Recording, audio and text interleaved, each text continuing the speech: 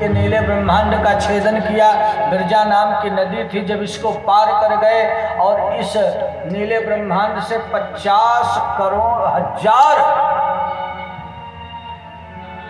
ऊपर 50,000 करोड़ किलोमीटर ऊपर जब चले गए, तब जाकर गोलोक धाम आया, जहाँ पर सूर्य का प्रकाश नहीं रहता, जहाँ पर चंद्रमा का प्रकाश नहीं रहता। स्वयं प्रकाश प्रकाशक राम हो, जो स्वयं प्रकाशित है, जिनसे सूर्य और चंद्रमा को भी प्रकाश प्राप्त होता है, ऐसे दिव्य धाम में पहुँचे। बिरजा नदी को पार कर दिया, क्योंकि बिरजा नदी में समस्त देवताओं ने देखा कि अनेक अनेक ब्रह्मांड उसमें तैर रहे हैं। तो प्रत्येक ब्रह्मांड के प्रत्येक ब्रह्मा होंगे कि नहीं? ब्रह्मा जब जाने लगे, दरवाजा पर एक गोपी खड़ी थी, उसने रोक दिया, आप भीतर नहीं जा सकते। तो प्रणाम करने लगे ब्रह्मा। ब्रह्मा को लगा कि शायद ये राधा रानी है। कहा, राधा रानी मैं प्रणाम करता हूँ। उस गोपी ने कहा, मैं राधा नहीं हूँ, मैं उनकी दासी हूँ, मेरा नाम सतचंद्रानना है। सैकड़ों चंद्रमा मिलकर उतनी सुंदरता इकट्ठा नहीं कर सकते जितनी सुंदर वो गोपी है। आप विचार कीजिए कि राधा रानी कितनी सुंदर होंगी। मैं राधा रानी से, श्याम सुंदर से मिलना चाहता हूँ। गोपी जाकर भीतर भगवान को बताई। भगवान ने कहा, आदर सहित ले आओ। सब आदर सहित जब भगवान श्याम सुंदर के समीप पहुँचे, क्या देखते हैं, एक दिव्य भव्य मंडप बना हुआ है, दिव्य सिंहासन लगा हुआ है, मणियों से मंडित है, सुंदर झालरें लटक रही हैं। एक दिव्य सिंहासन पर रास रासेश्वरी राधा रानी के सहित भगवान श्याम सुंदर विराजित हैं। जैसे राधा वैसे माधव, और जैसे माधव वैसे राधा। राधा ही माधव हैं और माधव ही राधा हैं। राधा और माधव में कोई भेद नहीं है। बड़ा अद्भुत स्वरूप है कि चेहरे सिर पे छवि मोर पखाउन के नथ की मुक्ता थरे। देखिए रूप कैसा है भगवान का। चेहरे सिर पे छवि मोर पखा, और राधा रानी बोले उनके नथ की मुक्ता थरे। फहरे पियरो पट बेनीत उनकी चुनरी के झमाझरे।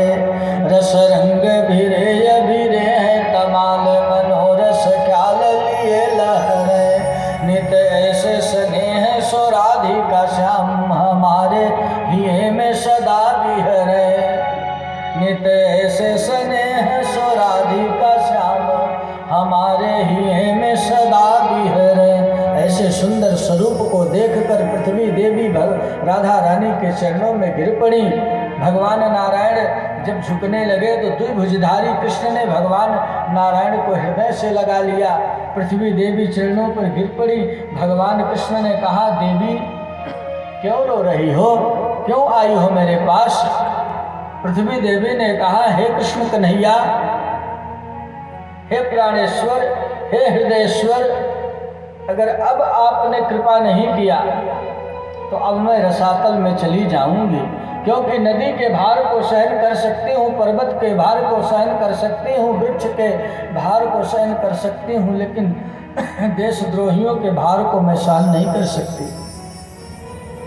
कंस ने अत्याचार मचाया है, अब आप मेरी रक्षा करें। भगवान ने कहा, चलो मैं ब्रज में प्रकट होकर के तुम्हारे भार को उतार दूंगा, कंस का संहार कर दूंगा। जैसे ही भगवान ने ब्रज में प्रकट होने का निश्चय किया तो सुखदेव स्वामी कहते हैं, राधा रानी को चक्कर आया, गिर पड़ी। क्या हो गया राधा रानी? राधा रानी ने कहा, कन्हैया आप जब ब्रज में चले जाएंगे तो ये गोलोक धाम सूना हो जाएगा, तो मैं अकेले कैसे रहूंगी? भगवान ने कहा, तुम अकेले नहीं रह सकती तो तुम भी चल करके बरसाने में अवतार लो, बरसाना में आप प्रकट हो जाओ। तो राधा रानी ने कहा, जहाँ पर नंदगांव नहीं है, जहाँ पर कदम्ब नहीं है, जहाँ पर जमुना जी नहीं है, बंसी बट नहीं है, जमुना तट नहीं है, गिरिराज गोवर्धन नहीं है, जहाँ पर मोर कुटी नहीं है वहाँ पर मैं कैसे अवतार लूँगी। भगवान ने कहा राधा ये जो ये जो गोलोक 84 है ना, ये गोलोक धाम की 84 कोष की भूमि श्री धाम वृंदावन में अवतार लेगी, प्रकट होगी। इसलिए वृंदावन की जो भूमि है वो गोलोक धाम से आई हुई है। व्रत 84 कोष की जो परिक्रमा कर लेते हैं वो 84 लाख योनियों से मुक्त हो जाते हैं। व्रत 84 कोष की यात्रा। मनीष जी, आप लोग अगर चलोगे तो इस बार भी यात्रा बना रहे हैं, पिछले वर्ष व्रत 84 की यात्रा थी। पिछले वर्ष तो कोरोना काल था, तो उस यात्रा में सब लोग शामिल होते हैं। आप लोग भी अगर शामिल होना चाहें तो उस ब्रज यात्रा में शामिल हो सकते हैं। एक सप्ताह 10 दिन की यात्रा रहती है, यहाँ से लेकर जाना वापस आने तक 10 दिन गाड़ी से यात्रा रहती है। बीच में उतार दिया जाता है, आप खूब आनंद लो, भ्रमण करो, घूमो कुंज गलियों में, और भोजन प्रसादी की पूरी व्यवस्था रहती है। बहुत छोटी सी सेवा है, आप लोगों को बताया जाएगा जब भी यात्रा। बताया क्या, अप्रैल में यात्रा भी है और अप्रैल में कथा भी है। श्री धाम वृंदावन में सामूहिक कथा है। आप लोग उस कथा में यदि चाहें तो यजमान बन सकते हैं, परीक्षित बन सकते हैं, दोनों पति पत्नी चल करके उस कथा को सुन सकते हैं, अथवा अपने नाम से पोथी का पूजन करा करके पाठ करवा सकते हैं। आपको 7 दिन का समय है, 7 दिन के लिए चलिए। आपके पास 5 दिन का समय है, आप 5 दिन के लिए पधारिए, आपका स्वागत है।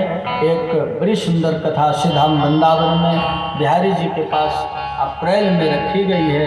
आप सब उसमें सम्मिलित होकर अपने जीवन को धन्य करें। उसमें भी सेवा बहुत छोटी सी राशि रखी गई है जो आप पे कर सकते हैं। आप पूर्ण जी बैठे हुए हैं, अगर किसी के मन में विचार हो तो आप पूर्ण जी से संपर्क करके उनसे यात्रा की तिथि और यात्रा कैसे